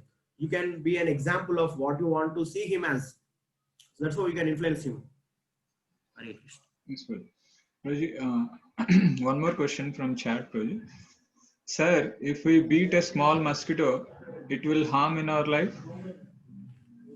It is said that for every action there is a reaction. So there is no activity which goes uncounted in this life or in this world, whatever it may be, whether it's mosquito or goat or animal or any other kind of human being. If we kill something or unwantedly or unwarrantedly, if you do some activity which is causing pain to some other living entity, definitely we have to face some reaction for that. Definitely we will face that reaction, but the quantum of reaction of killing a human being is different than killing a mosquito. So that does not sanction us to kill the mosquito. So what we need to do is that whatever is needful, whatever is required for our survival in this world, that we should do, but not at the cost of harming other living entities. For example, it is said that the Shastra that one is advised to kill the snake, though it is other living entity, but snake is been allowed to kill because it's very poisonous. If it doesn't kill a snake, it may kill you. So for self-protection or self-preservation, some activities are been prescribed, but not at the cost of just to harm others. Whereas for mosquito and other things, we can use some mosquito nets and try to avoid killing them directly. It's like we should not become responsible for killing some other species for our own comforts. As much as possible, we should tolerate. If it goes beyond our tolerable limit, we need to take some other preventive measures. But the reaction will be there, and for that we do a lot of yajnas, like we do Sankirtana yajna, which contracts all this kind of unwantedly, means like unknowingly committed sins, like killing these mosquitoes. While we even breathe, we kill so many germs and living organisms. So all these things can be nullified when we pray to the Lord in a prayerful manner, in a repentance mode. So, but as much as possible, we should avoid those gross kind of activities. Yes, Prabhuji. I am unmuting, Prabhuji. One Sri Charan wants to ask a question. Yes, Prabhu. Sri Charan, can you unmute yourself? Yes, you can ask question. Hare Krishna Prabhuji. Hare Krishna, Prabhu. As per 42 sloka in chapter 3, soul is said to be higher than intelligence. Yeah. And I am requesting to kindly enlighten me, why are our souls unable to control our wrong intelligence? Thank you, Prabhuji. Yeah, very interesting question. So that's what is Krishna is also telling, that Krishna, when he has made a categorical ascending disposition of his senses, mind, intelligence, and above that soul. So what Krishna is hinting here is that ultimate is the soul. If you can control the soul, and if you can train your soul on the spiritual platform, then the rest everything falls in place. So though the soul is superior, it has come in under the jurisdiction of the lower elements like mind, senses, and intelligence. Definitely these are not spiritual, they are all material, but they have overpowered the soul as of now. Because what is the main reason? The main reason is the desire to enjoy this world. Nunam pramatte kurute vikarma. Because of this madness to enjoy this world, the original consciousness of the soul is been covered with this wrong ideology that I am this body, false ego. Janasya mohoyam aham mameti. And this consciousness has overpowered us so much that we have forgotten our real potential. So that real potential is covered in the form of these three modes. As you see in the Bhagavad Gita, Sattva Guna, Rajoguna, Tamoguna, these three modes, because of our false identity with this body, have covered us to such an extent that we are identifying ourselves with the body. And because of that identification, the intelligence, the mind, the senses, all three, which are exterior to our real self, got also polluted. Because as it is mentioned that these are the three places where this lust is sitting. So if you want to come out from these three, where you need to attack the first is at the soul level. So that soul level, Krishna is telling that you take up the process of yoga, either it is Karma Yoga, Jnana Yoga, Ashtanga Yoga, or Bhakti Yoga ultimately. So Prabhupada, our founder Acharya and the contemporary Acharyas, they have very categorically said, if you want to take up on the platform of soul, the easiest way is taking to the chanting of the holy name of the Lord. Sanketyam parihasam va stobam helenam eva va vaikunta namagrahanam asheshaga haram vidu. Even if this name of the Lord has been taken, Sanketyam, just as an indicative way, like somebody you are calling like Krishna, Rama, if their names are Sanketyam, Parihasam. If you are just jokingly calling also, Stovam, and you are like a song, Helenam, or you are even commenting in a, scolding manner, even if you are taking the name of Lord Hari, Vaikunta Nama Grahanam, if you are taking the Lord Vaikuntapati, that is Lord Vishnu or Krishna's name, Ashesha Aga Aram Vidum, unlimited amount of sin can be destroyed from our consciousness. So that is the power of the holy name of the Lord. So by taking to the process of chanting of the holy name of the Lord, gradually this covering of lust gets purified from our intelligence and from our mind and from our senses. So this is how we can do that. And why it has been covered? Because it's our own choice to enjoy in this world. The more we engross in materialistic activities, the more we get covered by this lust. Yes, Prabhu. Hare Krishna Prabhuji, from chat one question is here. How should I control my mindset? Yeah. So Krishna tells this mind cannot be controlled straight away. So when Arjuna asks a similar question in the 6th chapter, that Chanchalam hi mana Krishna pramati balabhatrudam tasyaham nigraham manye vayu reva sudushkaram. Arjuna is telling that Chanchalam hi mana Krishna, oh Lord, you are telling me to control my mind, but my mind is chanchal, it is so much agitating, balabhatrudam, and it is so strong and is very obstinate, pramati, and it is most agitating. Tasyaham nigraham, what is that? Vayu reva sudushkaram. Even controlling the wind, with a flowing wind, I can control the wind, but trying to control the mind is beyond me. I cannot control my mind. It is so much agitating and so flickering. So in the next verse, Krishna answers this question, that asamshaya mahabaho mano durnigraham chalam. So Krishna affirms what Arjuna is telling, that oh Arjuna, whatever you are telling is perfectly all right. Asamshayam, there is no doubt that mind is very difficult to control, because I am the one who created it. Asamshaya mahabaho mano durnigraham chalam. It is very difficult for you to control this mind in a straightaway sense. Then what is the way? Krishna did not tell that there is some shortcut, that just by taking some pill or just by chanting one word of one mantra, your mind will automatically in control. No, Krishna did not say that. What did Krishna say that? Krishna said that abhyasena tu kaunteya vairagyena cha grihyate. Krishna told a very practical method to control the mind, that is abhyasa, practice. Abhyasena tu kaunteya and vairagya. Abhyasa and vairagya, two things Krishna has prescribed to control the mind. Abhyasa means to practice which is recommended. That is chanting the holy names of the Lord, trying to associate with the devotees, read Srimad Bhagavatam or Bhagavad Gita, hear some spiritual topics, and do some deity worship or the Sankirtan Yajna at home. So these are the do's. Abhyasa, you practice the do's. Vairagya. Vairagya means giving up. What do you have to give up? Give up some forbidden activities. Give up some things which are not favorable for your spiritual development. So two things are very essential. Gradually, you need to do things which are prescribed on the regular basis. You need to do that and avoid the things which are prohibited. So if we can do on the regular basis, Krishna is confirming that over a period of time, definitely you will reach a stage where you can be a completely self-controlled person. But that doesn't happen overnight. We need to practice that. Yes, Prabhu. Vedartham Ramesh is asking a question. What is Sharanagati? In which stage of the path of spiritual devotion it happens? Thanks for a lucid teaching, Prabhu.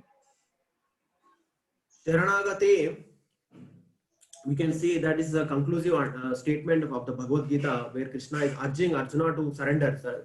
16th chapter, 18th chapter, 66 verse, where he is telling that Sarvadharman parityajya mamekam sharanam braja aham tvam sarva papebhyo mokshashami masuchaha. So this level of Sharanagati to happen, it is not that easy. we may say that I'm surrendered to God. I just follow the Lord, what He is trying to ask me to do. But that cannot happen until unless we take the Sharanagati of a devotee. So Sharanagati of the Lord, everybody can say that I'm surrendered to God, but the practical example one need to demonstrate by surrendering to one's own spiritual master, one's own Guru. So you show your Sharanagati first to your Guru. So through the taking the shelter of your Guru, you can take the shelter of the Supreme Lord. You can surrender yourself to the Lord through the medium of Guru. So that is the way of Sharanagati. It is not some sentimental or mental idea that I am surrendered to God. So we need to demonstrate that. So in the practical sense, also in the Bhagavad Gita 16th, 18th chapter 66 verse, if you see there is a verse has been quoted from Haribhakti Vilasa that there are 6 elements of Sharanagati. That is Anukulyasya Sankalpa, Pratikulyasya Varjanam, Rakshisyate Vishwaso, Gotruptve Varanam Tada, Atmanikshepa Karpanye, Shadvida Sharanagati. There are 6 categories, 6 levels of Sharanagati. One can take in gradual sense. Well, first is that Anukulyasya Sankalpa, Pratikulyasya Varjanam. As I said earlier, that Abhyasa Vairagya is same thing here. Accept things which are favorable for spiritual enlightenment. Anukulyasya Sankalpa. Take up those activities. Pratikulyasya Varjanam. Give up the activities which are unfavorable. So this is also a level of Sharanagati. But this is a very, very low stage of Sharanagati. But this is the beginning stage we can consider. So this is the Anukulyasya Sankalpa, Pratikulyasya. This is over. Once you have completed crossed this stage, Rakshisato Vishwato, you need to develop a sense of faith in Krishna, that Krishna will protect me at any cost. So that kind of faith, if you have developed, that you move to the next level of Sharanagati.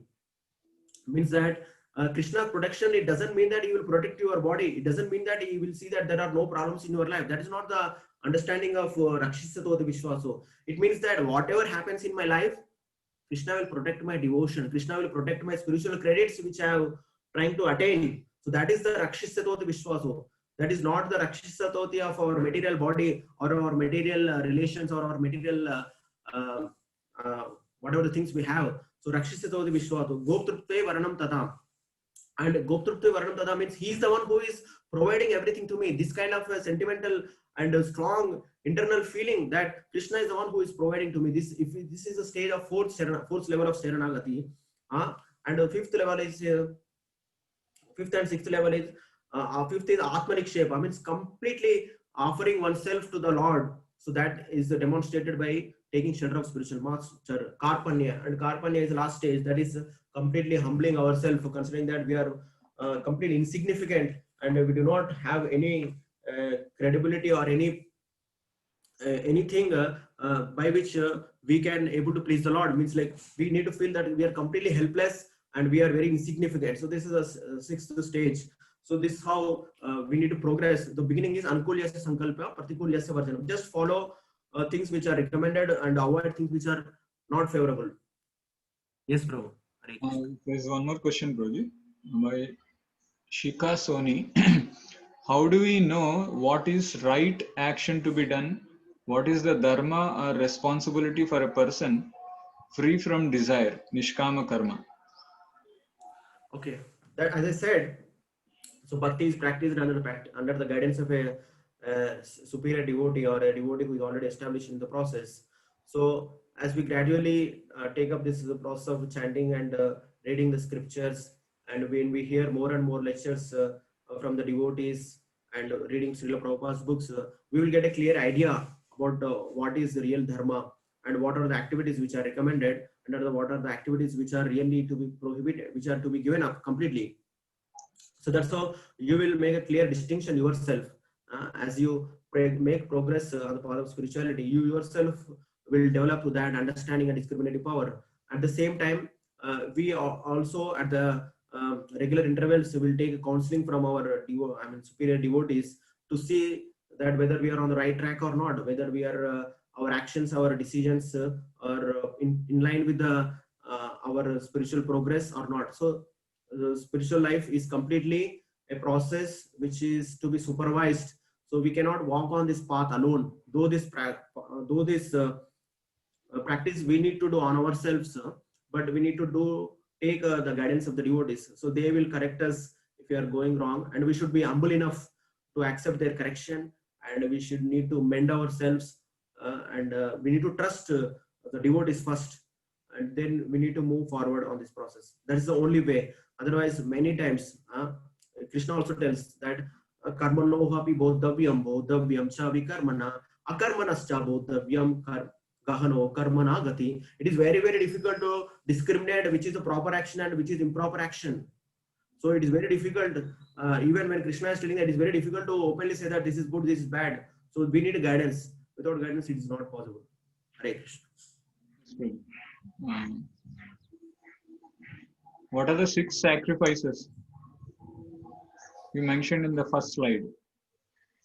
6 sacrifices? Yes, Prabhu. We mentioned 6 sacrifices, Prabhu. Usha, Madam Usha, she is asking, what are the 6 sacrifices you mentioned? It is just one slide. One slide. It's just one slide she's mentioning. Actually, we are not able to see the slides, Prabhuji, and it was freezed in the starting only. 1-2 slides we were able to see. After that, it was freezed. Oh. After that, what you were able to see? We are able to see the 4 translations you are showing from Vedabase online. Yeah. Is it, Prabhu? Okay. That's why I asked also when I checked. Now also you are not able to see, no, Prabhu? Now, anyway, you are not sharing, no, Prabhuji. Just. Yeah. Okay, Prabhu. Yes, Prabhuji. She is asking what are the 6 sacrifices. I think you can see the slide, maybe some slides it may be there. That's what I'm seeing. I'm not finding any sacrifices which are mentioned like that.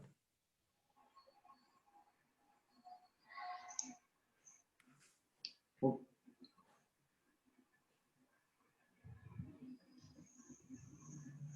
Sorry, Prabhu, I don't find any such kind of mention of 6 sacrifices. I don't even recollect that. Okay. We will let you know, Usha madam, we will let you know in your WhatsApp messages. If we have find out this question, we will be answering in that WhatsApp. Next question, Prabhuji. When Krishna is a Supreme Lord, why there are so many religions and why there is violence in name of religion? Is this question answered, Prabhuji, already? Yes, Prabhu. Yes, I thought. 3 kinds of realization. How many are the slokas in this chapter? I told 43. You can share 3 kinds of realization. She is asking. Acha. So there are 3 levels of realization as it is mentioned in the Bhagavatam, that Brahmeti, Bhagavaneti, Paramatmeti, Sabhyate. So the first level of realization has been compared to like a sunshine.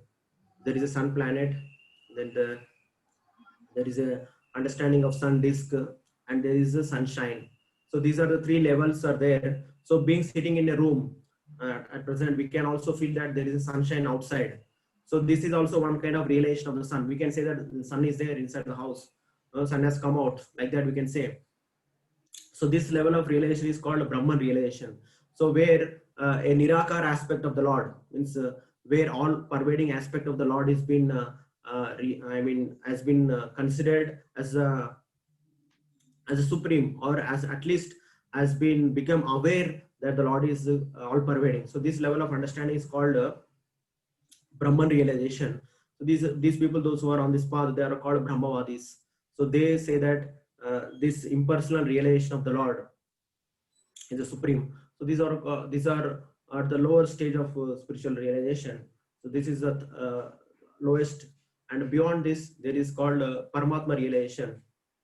This is like when we go out onto the terrace and we can see there's a sun disk, which is a fiery disk which is glowing effulgently. So we are not just seeing the sunshine, now we are also able to see a form of the sun that is like a disk. So this is called Paramatma realization. So at this stage, the yogis are able to see Paramatma in their own hearts, and also they are able to see the Paramatma present in every living entity. So this is a level of realization where a person knows that the Lord is a person and he is sitting in my heart. This is like a disc seen by us, like a sun which is risen outside. And the third level of realization is called Bhagavan realization. So Bhagavan realization is the highest realization. This realization one attains when one understands that sun disk is not just a disk, it is a planet in itself, and within that planet there are various other manifestations are existent.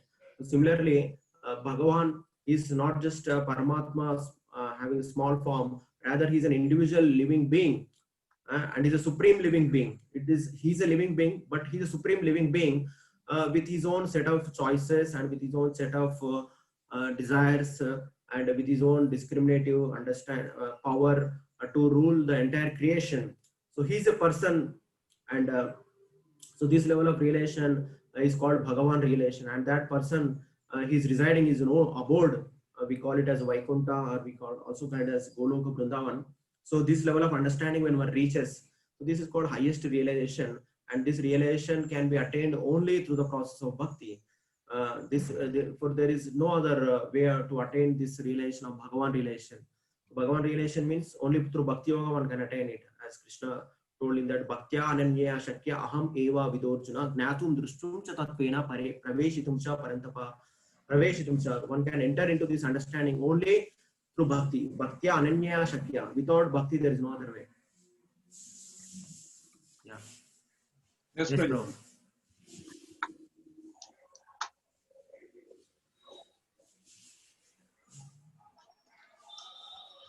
All right, Prabhu.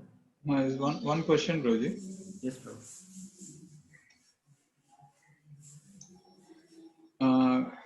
Gona Reddy is asking, is there any reference to soul in other religions in the world? Is there a reference to the soul in other religions? Yes, of course. There is definitely a reference to the soul, because none of the religions claim that we have this body. If you see, even in Quran, I don't recollect those verses to tell you because I am not well versed in those scriptures. But we read through and we hear from the devotees, those who have read those scriptures, and even from our own understanding from the other religious people, they have an understanding that we are all children of God. Even for example, in Islam, it is said that we are all children of God, and God is a father of all of us, and He is seeing all of us from His own abode, and we will be judged according to our actions at the time of death. That is called Judgment Day, and accordingly we will be sent to hell or heaven, Jannat, or whatever they call it as heaven, or other terms as hell. So when they say that we will go to hell or heaven, what does it mean? Our body will definitely be here only, right? After death, even for a Muslim or a Christian or any other religious person, then what it will go? It means its soul only will go, right? So that is what is the understanding we can draw. Even for other religions, also Christianity also says that we all need to return to kingdom of God. So if they all have to return to the kingdom of God, but when they are dying, their bodies are here. So what is returning to the kingdom of God? That is soul only.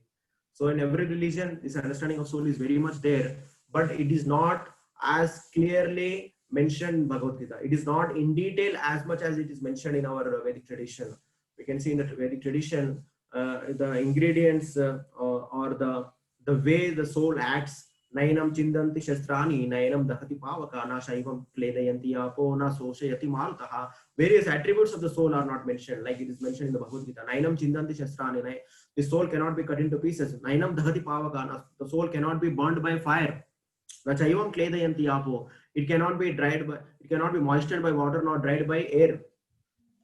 So like this, detailed description has been, technical details also are given about the soul in the Bhagavad Gita and another Vedic tradition books, but this much in-depth detailed information is not there in other scriptures, but definitely they have the concept of soul in their own traditions as well.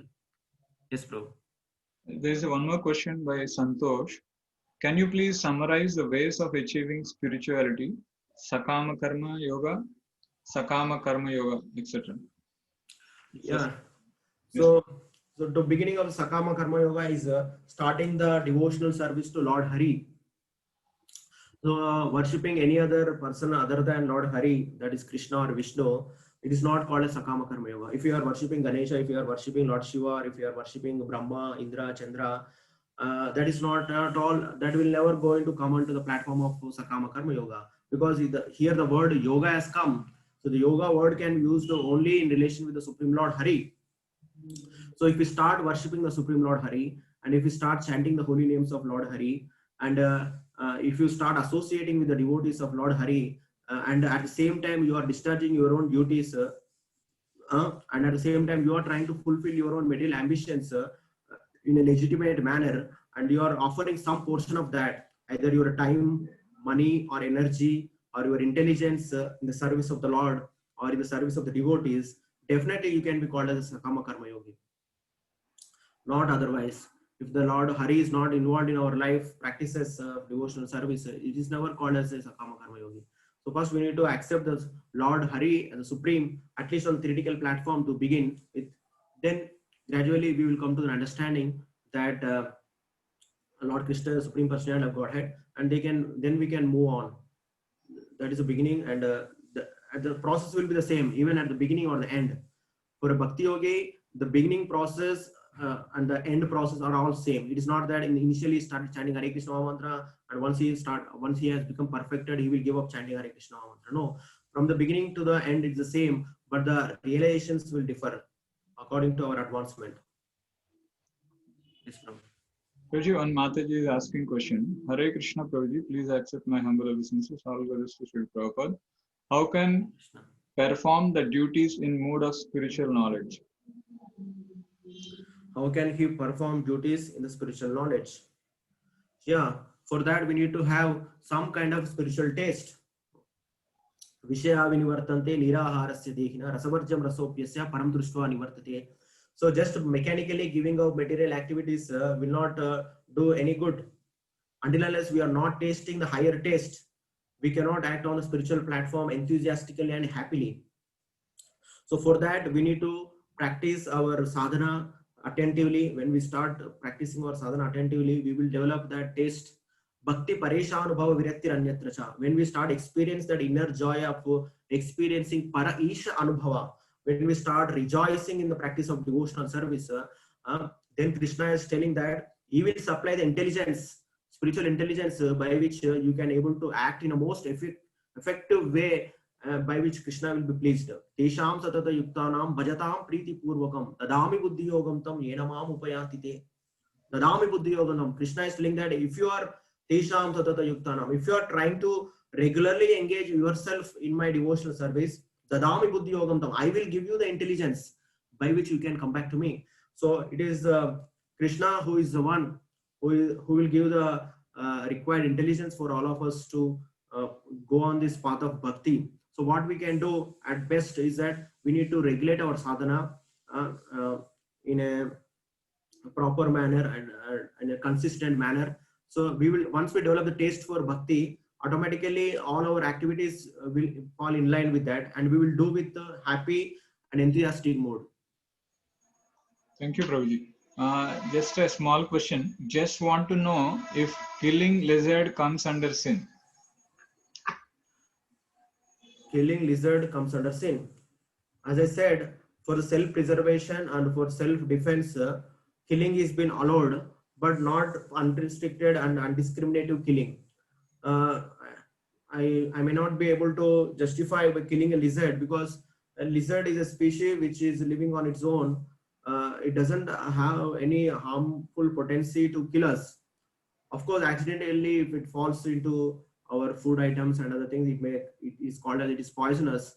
What we can do is that we can try to make our house neat and clean in such a way that lizards won't get attracted to come to our house. And there are some practical methods you can search and you can ask some people. There are some ways to keep the lizards away from our home. So that is a easy way to get rid of lizards than to kill them directly. Yes, Prabhuji. Thank you, Prabhuji. Thank you very much for your very practically you are demonstrating, giving the answers to all the audience. The audience are also very grateful to you by sending many thanks for giving your words and suggestions to us, and they are sending many things. Thank you very much for you, Prabhuji, for your kind kind towards us to have your association to all of them and answered them nice questions. We'll take leave, Prabhuji. Thank you all for giving me this opportunity. Kindly forgive me for my shortcomings and the way I presented. I'm also just trying to practice. It doesn't mean that I'm on the stage of realization. It is just as a token of gratitude. I try to speak on this subject, and I'm also trying to improve myself. And by your blessings and by your prayers, I'm sure that I will also try to march on this path progressively. Thank you all. Hare Krishna. Thank you all. Hare Krishna. So we'll be ending the session. We'll be meeting tomorrow for the next session. Hare Krishna.